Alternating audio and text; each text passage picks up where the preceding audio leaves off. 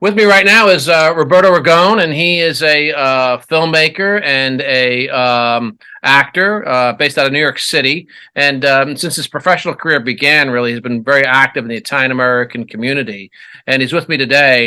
And Roberto, we got a lot of people who want to make films, and you're at the forefront of this. And you like to make films with an Italian theme, and you got a bunch of projects you're working on right now. So I think that's exciting for a lot of people to hear some of the projects you're working on. So give us the scoop as to what you're working on right now in particular. Sure. Thank you very much. Thanks for having me. It's great to meet you in person, and I appreciate being able to address your audience. So, what's interesting is that my past was in government and public policy, and then I was dabbling with theater. And then I became more focused on acting in 2012, 2013, and then started to do more screen stuff in 2017.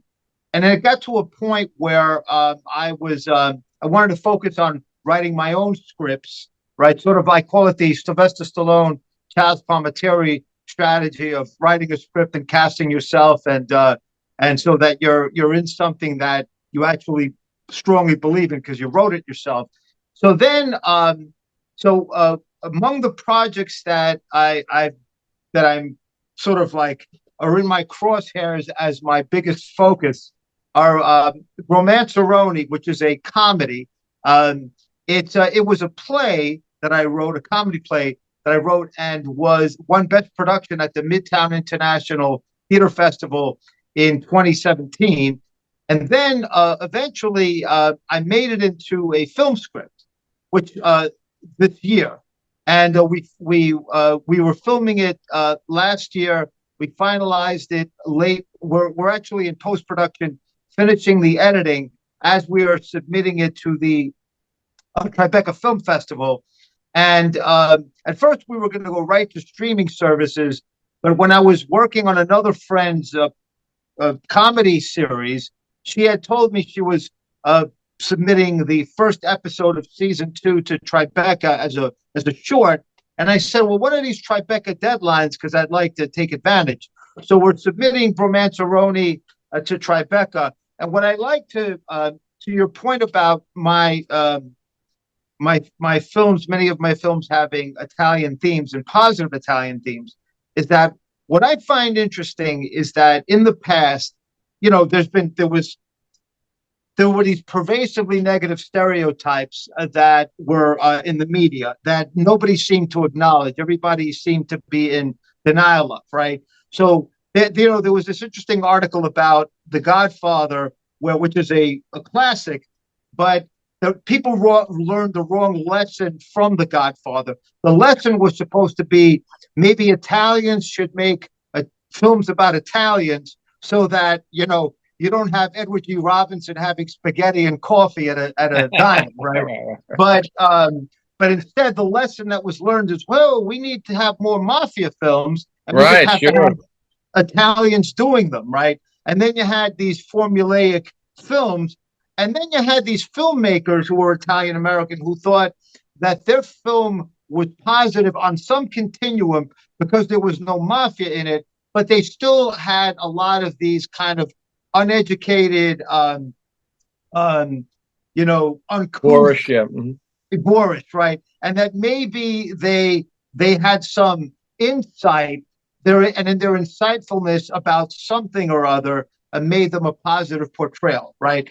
But it was interesting that when the Calandra Institute hosted an event about negative stereotypes around the time that The Sopranos came out in '99, with the Anti-Defamation League, to their credit, they were the co-hosts.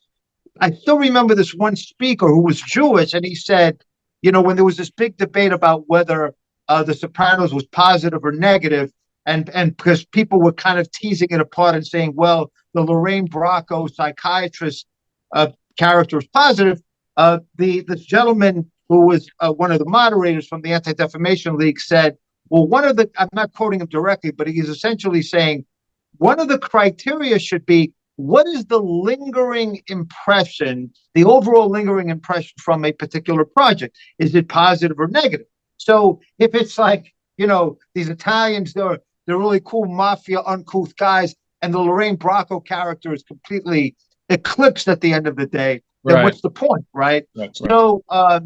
So I wanted, and the thing is, it was a frustration of like they were always moving the goal line. What is the expression? They were always moving they were always changing the criteria on Italian Americans. Right. Okay. Sure. Go ahead. Moving the goalposts. Moving the Oh, yeah. Moving the goalposts. That's right. Exactly. So, for instance, first it was, oh, you Italians are too sensitive. Then it's like, oh, your characters won't sell in the marketplace. What about Father Capodanno? He's giving the last rites. Yeah. Right. Okay. Right, but but no time. They don't want stories about do-gooders. So it was always a change in criteria. But then it got to a point where that was a little bit changing a bit. But in my reflection, I said, in my comedy, and I think a lot of my comedies are going to be like this, like Romanceroni. Sorry for my long-winded departure. Yeah, go ahead. Sure. Yeah, it was that I wanted my characters to be like people, sort of like Italian. Like I described Romanceroni as a combination of the Italian American version of Woody Allen, the Seinfeld, Abbott and Costello, The Odd Couple, and like a sprinkle of Bugs Bunny, right? So and so the idea is that you have the two main characters, and I'm one of them, right? Are these Italian American ethnic guys who actually went to Ivy League schools, but they didn't really want to become like elitists and have like drinks, Rob Roy's at the Algonquin Hotel. They preferred to be front stoop kind of guys. So there's a lot of cultural literacy made into humor in the conflict, in the conflict dialogue, right?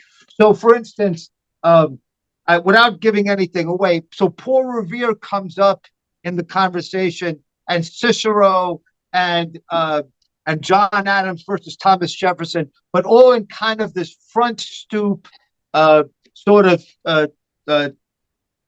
tone, right? And I think that people will like that, because here people will feel like, oh, I'm learning these things, and I'm learning it in a way that's not boring and it's accessible. And the thing is, we're not saying it in an uncouth way, like, yo, Paul Revere, yo, John, you know what I mean? It's not that. It's like we're like, in fact, I even told the guy playing opposite me, who's Greek American, but he grew up among Italian Americans, says, don't play a caricature. I want you to be yourself. I felt like you could pass for an Italian American, and I like the way you speak, because you seem like to capture the guy who got an education, but he still remained very front stoop. So that's one of the projects, and I'm hoping that I have as much success with that as a film as I had with it as a play, right? So, a lot of my, just to make this other point, that a lot of my scripts are very dialogue driven, thus the Woody Allen comparison. We needed to make that particular project a bit more cinematic, because in the play, the entire thing happens in the living room the kitchen is off stage, and my friend is talking off stage. So we created an outdoor scene where my friend is playing handball with this 10-year-old actor, so who's African American, and there's a little bit of a repartee, and some people think it kind of evokes a bit of a Bronx Tale thing. I think it's going to be a very fun scene. And then there's another scene with me at the supermarket, and I get into an argument with the cashier, because again, one of the themes of the story is chicken and rice-a-roni, which is right. Right. So there are those themes there. So so that's gonna be, I think that's gonna be fun. I think people who see the trailer, and maybe you might want to include the trailer in the show notes. Yeah, right? That'd be a good idea. I'll do that. Sure. Let me ask you real quick. A rice-a-roni, is that what's the background of that? Just out of curiosity. I grew up, eating that, of course, like so many other people. Did you ever figure out what the background of that is? It's the background is that, well, actually, you know what? the I was going to say something about that. The the story itself is actually a merger of three different stories in one, Right. where I one had to do with the fact that I was going to visit a friend and I had a chicken in the literally true. I had a chicken in the freezer. I Yeah. brought it to his house with the expectation we were going to cook it because I don't want to cook a whole chicken by myself. And they said, "Oh no, well, that we're going to go into the Middle Eastern restaurant downstairs and have vegetarian food." And I was like, and I said, and I make this argument. I thought she was going to bring vegetarian food upstairs, so that becomes part of the story. Then part of the story is the friend that the friend in the play is named Matt. The story is based on these interactions between me and a friend, Mike Fiorito, right? And I don't know if I should have mentioned his name. I don't think it's anything scandalous, but my friend has always said, "You're always too diplomatic with friends that you've known for years," and he's always kind of ripping me to like actually like I mean I could curse. Like, he goes, "I want you to tell me to go F myself." I'll self-censor, right? But as a joke, right? To get me to become more casual with him, I right? see. But Okay. so, and I end up kind of incorporating that into the story. So the idea that that my character is a too uptight a person, right?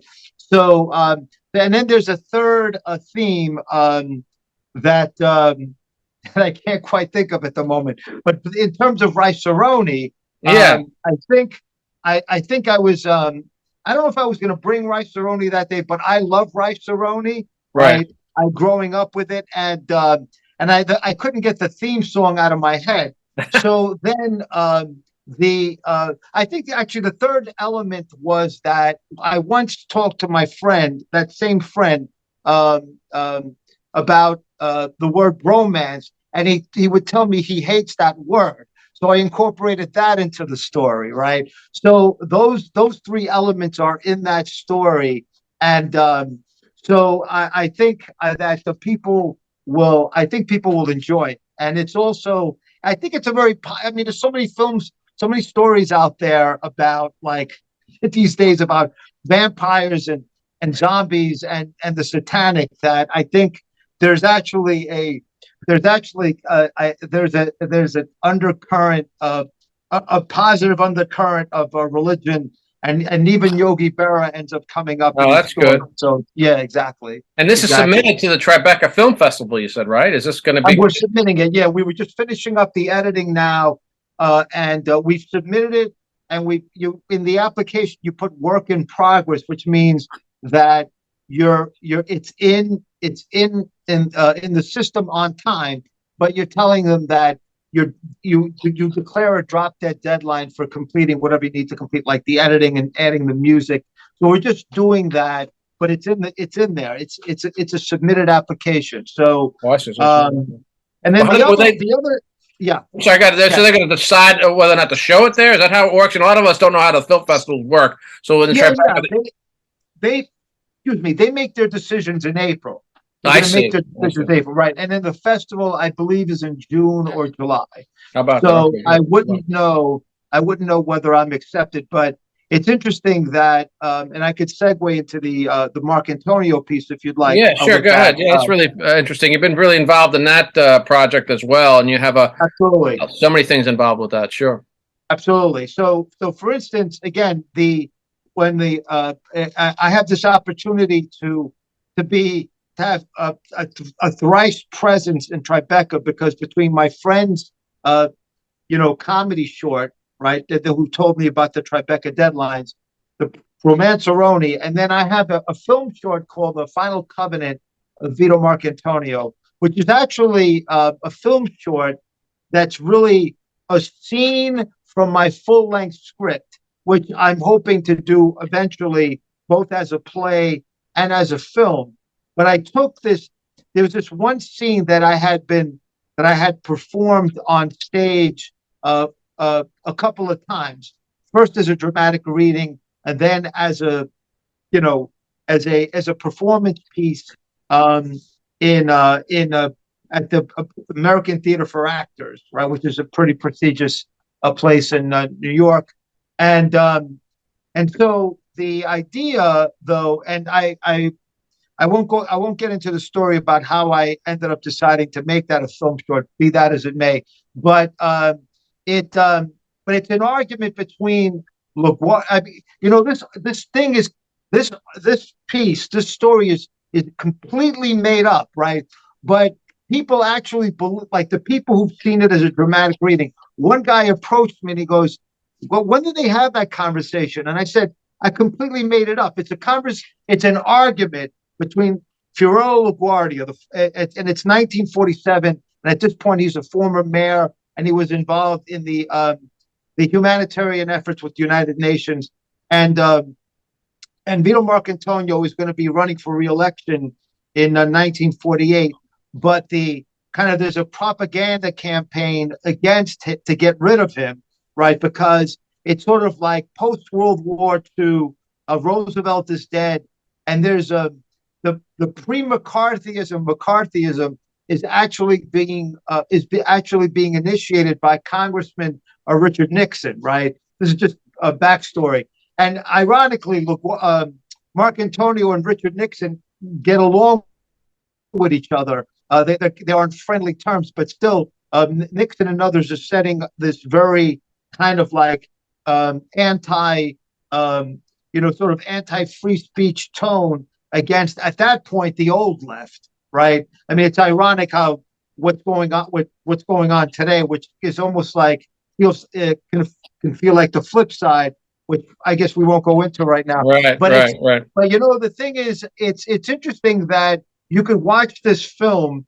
It's a film short. It's about 10 minutes, and there's this argument that it feels so real to me now because I've been so immersed in the topic that I almost feel like this incident actually happened, right?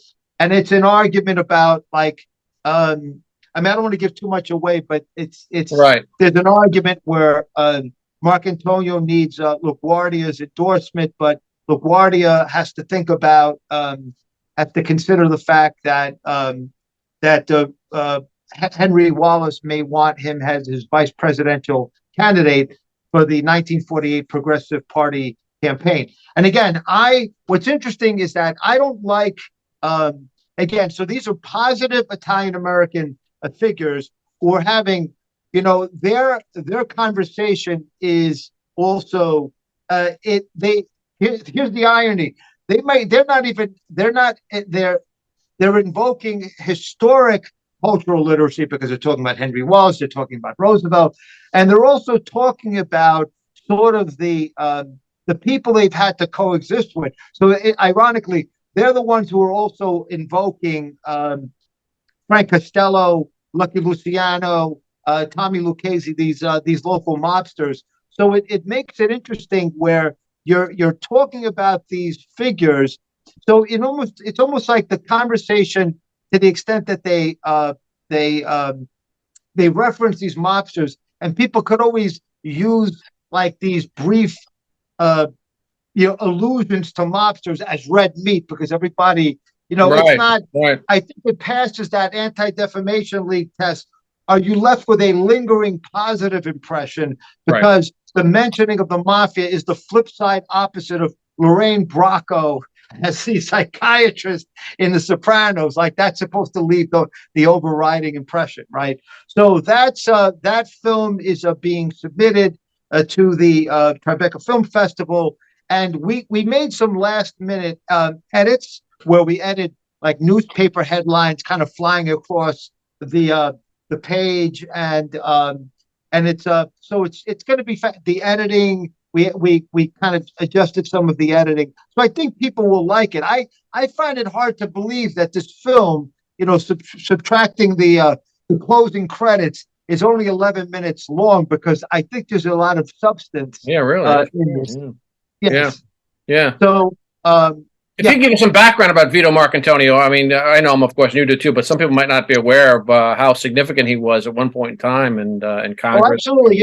I feel like, and again, if we were to talk about politics, I joke around saying that I'm almost prepared to be the Rodney Dangerfield of any political debates in America, because I have this very paradoxical view about the politics. But you know, he's somebody who kept reoccurring in my life since I guess I risk dating myself, but since I was my senior year in college, right? Maybe I shouldn't give you the year that was, but it was an African American history class, and Vito Marcantonio comes up very briefly as fighting as advocating for African Americans by opposing the poll tax, which required poor whites and blacks in the South to pay a tax in order to vote, and also to make lynching a federal crime.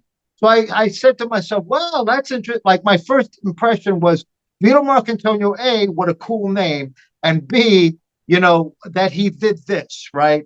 And then he just kept reoccurring in my life from 1986. And then next thing you know, Maria Lorino is talking in the Village Voice about how Mario Cuomo fails to meet the Italian-American progressive standards set by Fiorello LaGuardia and Vito Marcantonio and Leonard Cavello, who was the school teacher who was Marcantonio's intellectual mentor, which is a whole separate conversation, right?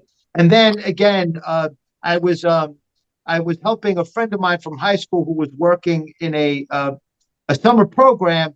And then he goes, Roberto, I got to put away my equipment. Can you help my mother get home on the subway? So I help his mother, who's Caribbean, and we're walking around East Harlem, just making sure she gets home. And it's at night, and she points to a building, and she goes, I wonder if that was Vito Marcantonio's office. And I'm like, you know who Vito Marcantonio is? Oh yeah, he helped me when I first got to America, to be able to get the paperwork to become something to that effect, to become a citizen. And so I'm like, wow, I can't so she keeps reoccurring. And then the big moment was I went to a friend's wedding from college in California in 93, and 92, I never would have expected him to invite me to his wedding, even though, and he's half Italian. I think his father's from Venice. So he goes, when I come back from the honeymoon, I'm going to send you this book. Actually, I'm sorry I'm going on with this story, but the night before his wedding was the only time I was able to hang out with him and his friends before the wedding, because I got there late from San Francisco. He was in LA. And he goes like this to me. We're at some club, and he says, you'd be interested in this person who had this interesting management style. He would see people directly and then refer the details to his staff.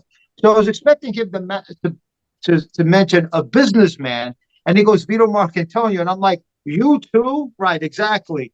So then he when he comes back from the honeymoon, he actually comes through, and he sends me the late Dr. Gerald Meyer's book. Gerald Meyer passed away about 2 years ago, on Vito Marcantonio, radical politician, 1902 to 1954. And what's interesting about Marcantonio is that, again, there are Italian-American figures who should become a public policy case studies at universities. And I can have a whole separate conversation with you about that. But basically, he was, unlike, in contrast to kind of like the limousine elitist liberal, let's say, right? He's the guy he's helping people with their day-to-day needs. This one needs a turkey for Thanksgiving. This one needs the potholes repaired. This one has to get the rats out of their building, and this and that. So then you're building and you're seeing people for 5 minutes, 300 households a weekend in your office on the weekend, right? So then there's no lobbyists who are superseding people in importance. So then he would then be able to have a town hall meeting. I didn't call that at the time, right? But he'd be able to have a gathering, and he could explain some controversial vote that he was going to have, right? So, for instance, he was the only congressman in both houses of Congress, right? At the House of Representatives.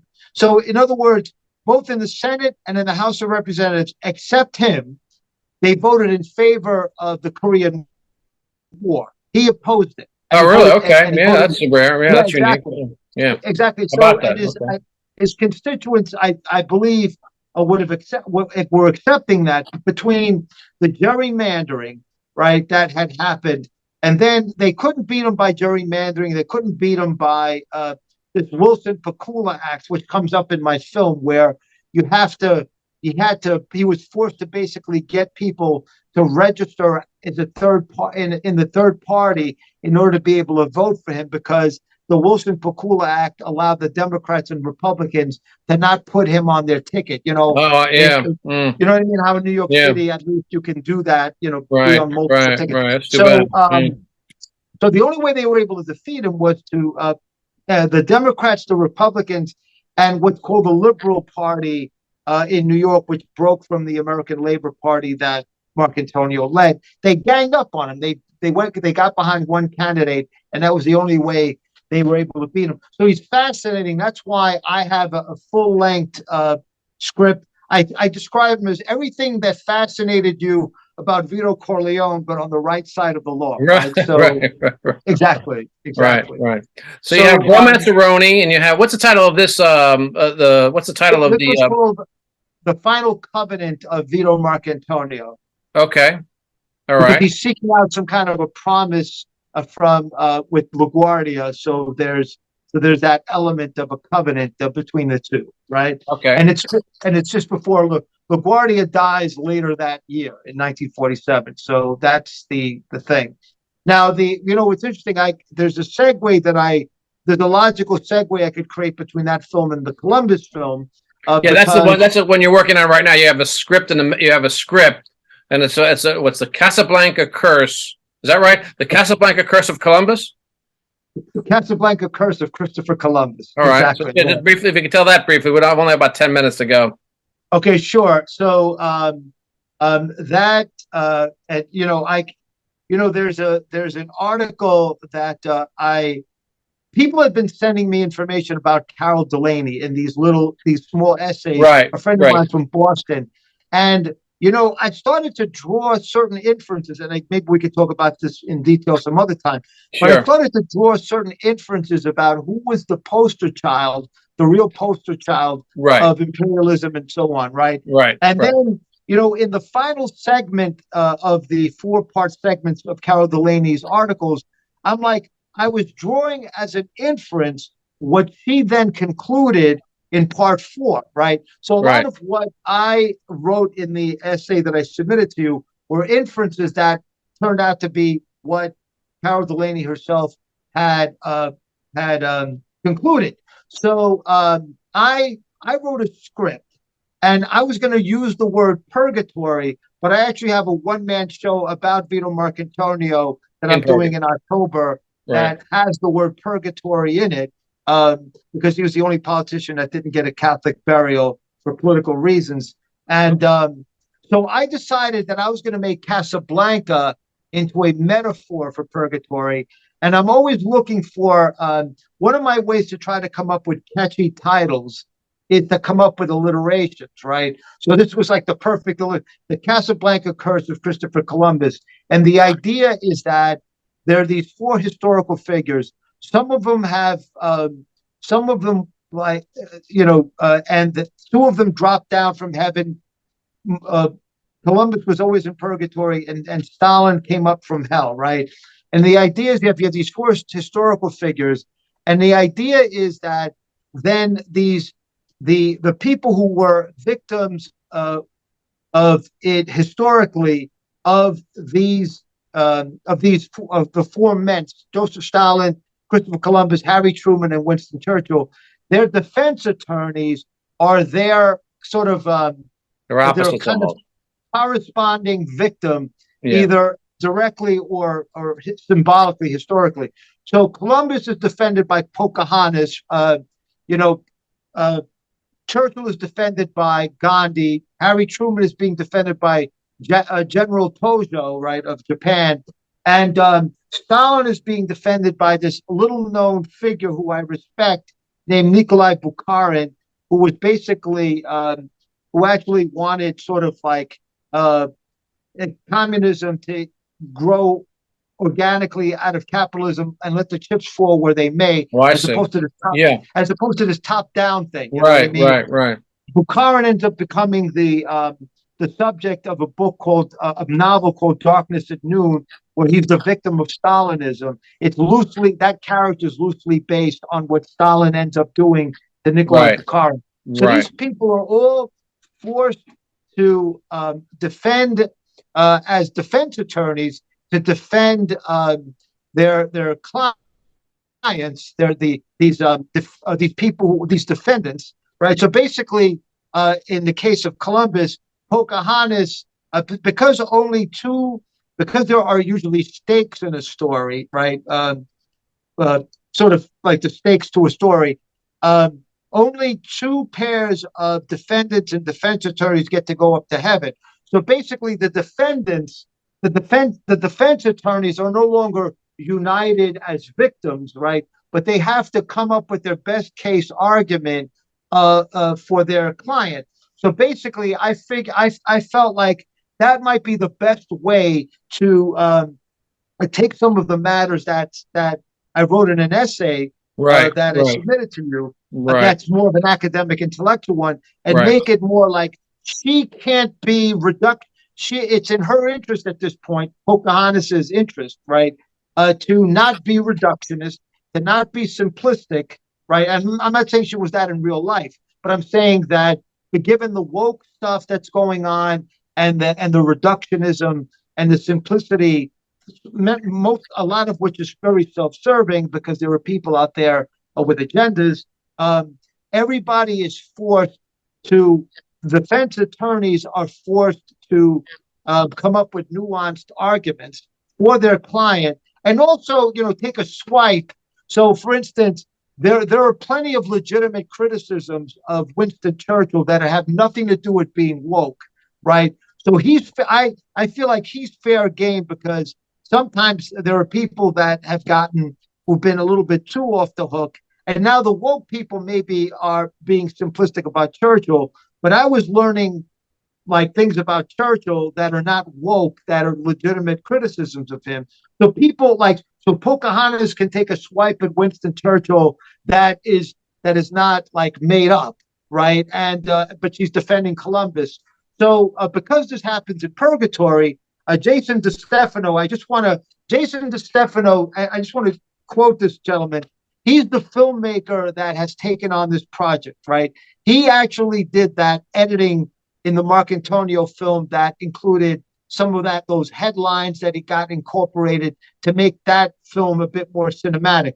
So this is what he said when I shared this particular script with him, because I know that he's good in special effects. He's very interested in the biblical, the metaphysical, the revelations. I'm in a film of his where I play an Italian-American exorcist. Right. So what did he say? Go ahead.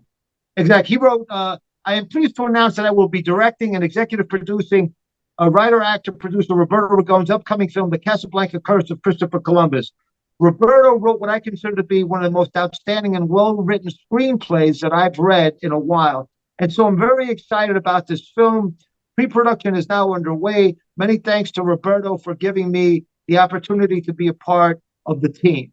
So I figured that might be a way of pitching to your audience. Sure. Well, I wish I had more time. We could revisit everything you brought up, and the fact you wrote a wonderful essay about Columbus for us at onlineprimo.com. So I'll have links to your film projects, and it's the Casablanca Curse of Columbus is something you're working on right now, and you have the Bromanceroni, which is a comedy that's going to be in Tribeca, and the last title for Vito Marcantonio. If you can tell that to us again. Yeah, I could email you all this too. The Final Covenant of Vito Marcantonio. The Final Covenant of Vito Marcantonio. Well, this is all great, and we'll talk to you again about some other stuff you've been doing for us. I wish we had more time. You know how it is with the video; they only give you a certain amount of time to talk and to discuss things. But My But family thinks anyway, I'm a but chiacchierone, so yes, exactly right. it's just one of those things. But it's a fascinating thing, and I would just keep us posted also about how it goes for you in Tribeca, and we'll talk again. Good luck to Absolutely, you and yeah. everything. We Yeah. talk about the Columbus essay in tandem with the film, so I Yeah, appreciate that absolutely. very Please much. do. Yeah, we'll definitely go over that. Go over that. That's quite interesting. It's a wonderful article you did for us, and so I'm looking forward to that as well. Anyway, Thank you very well, much. thank you very much, Roberto. Thanks for being with us Uh-huh. today, and good luck on Tribeca and everything else you're doing. Keep us Thanks posted, again, please. Truby. Thank you for hosting me. Thank You you. bet. Thanks. Bye bye. Bye.